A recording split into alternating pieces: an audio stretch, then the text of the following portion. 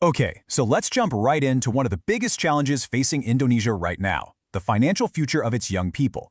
We're talking about a whole generation that's kind of caught in this perfect storm of economic pressure on one side and the lure of super risky get-rich-quick schemes on the other. This is the story of how a totally new way of learning is trying to turn the tide. First up, we really need to get our heads around just how big this problem is. We're about to look at a generation that has all this access to risky financial products, but almost none of the know-how to handle them safely. Let's just start with this one number, 4 million. According to Indonesia's own Financial Analysis Center, that's how many online gamblers there are in the country. I mean, just think about that. That is a huge number of people taking massive financial risks. But here's where it gets really, really concerning. Who are these 4 million people? Well, get this. More than a quarter of them, that's over 1 million people, are under the age of 30. You see, it's not just one thing. It's this dangerous cycle. You've got high-interest online loans, you've got speculative crypto, you've got online gambling. Young people are getting caught in this web that seriously threatens their future before they've even had a chance to build one. And this chart right here, it just perfectly lays out the heart of the problem. This data from Indonesia's Financial Services Authority shows this massive, massive gap. 85% of people can get financial products, no problem. But less than half of them actually understand what they're doing. Access is totally outpacing knowledge. Now let's add another layer to this. What happens when you throw the digital age into the mix? Well, the explosion of things like cryptocurrency just amplifies this risk in a huge and often really volatile way. So, check this out. Indonesia has over 18 million registered crypto investors. That's one of the highest adoption rates in the world. But look at this chart. You see that curve shooting for the moon? That's adoption. And that line that's staying dangerously flat at the bottom? Yeah, that's financial literacy.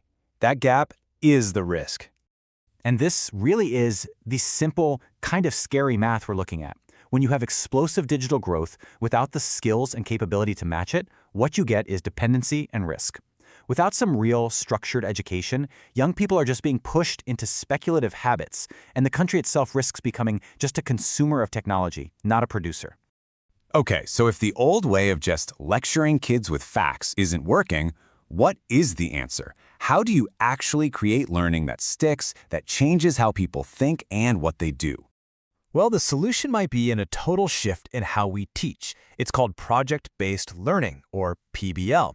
The idea is simple. Instead of just memorizing theories from a book, students get their hands dirty solving actual, real-world problems. They build skills by doing.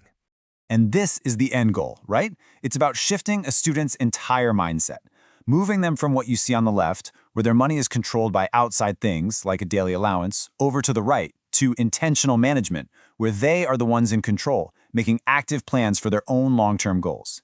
It's a huge shift from being passive to being the CEO of your own financial life. Okay, that all sounds great on paper, but, does it actually work in the real world? Well, let's take a look at a case study from the Darul Ulum Pesantren, which is a type of Islamic boarding school in Indonesia, to see what happened. The first thing teachers noticed was, wow, just a complete 180 in the classroom. One teacher even said that a student who usually slept through class was suddenly, quote, thirsty to learn more. He was asking questions, he was engaged. The method itself just lit a fire under him. And that excitement in the classroom translated directly into real-world action. This 11th grader put it perfectly. He went from being, in his own words, quite wasteful to actively saving his money. The lesson wasn't just an idea in his head, it changed what he did every day. And what's so cool is you can see their goals becoming so much more concrete and long-term. This student isn't just saving for the sake of saving. They're planning. They're connecting the dots between saving a little bit today and a huge life event in the future, like getting married. They get it.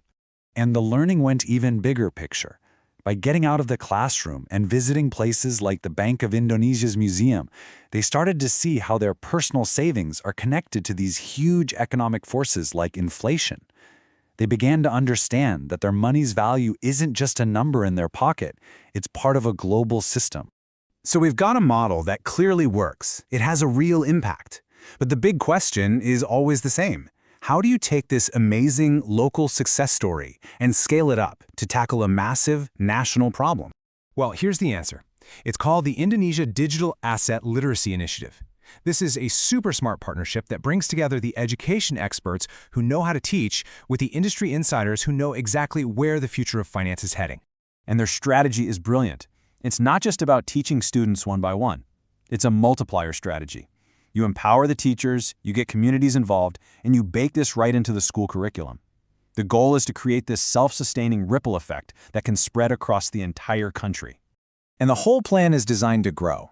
It gives partners these really clear ways to get involved, whether it's a small, focused, 6-month pilot in just 10 schools, or a huge, 2-year project that could reach 100 schools and tens of thousands of students. And let's be super clear about something. This is so much bigger than just teaching kids about crypto. This is about investing in human capital. The real goal here is to transform Indonesia's youth from just being passive consumers of someone else's technology into being active creators, innovators, and leaders in the new global digital economy. Which leaves us with this final, really powerful question to think about. In a world where everything is changing so fast and money is becoming more and more digital, maybe a country's real strength won't be in its natural resources, but in the financial wisdom of its people. And investing in that wisdom, well, that's really investing in the future itself.